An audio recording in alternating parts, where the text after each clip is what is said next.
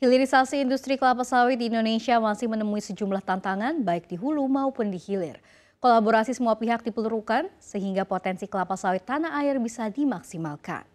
Ketua Umum Dewan Minyak Sawit Indonesia Saad Sinaga mengungkapkan perbaikan harus dilakukan secara komprehensif baik di hulu maupun di hilir. Di sisi hulu misalnya dengan pengelolaan yang baik saat memprediksi tandan buah sawit yang diproduksi dapat mencapai 100 juta ton per tahun tanpa penambahan lahan. Sedangkan di sisi hilir, menurutnya perlu ada riset dan pengembangan yang mendalam tentang kandungan sawit di Indonesia yang bisa bermanfaat untuk berbagai industri, antara lain industri kesehatan, makanan, dan kosmetik. Dalam hulunya kita pun lemah. Artinya kelemahan kita itu masih orang tidak sadar bahwa tanah itu punya lifetime untuk bisa berproduksi. Dan oleh karena itu harus kita kelola hulu ini dengan baik supaya tingkat produktivitasnya tinggi.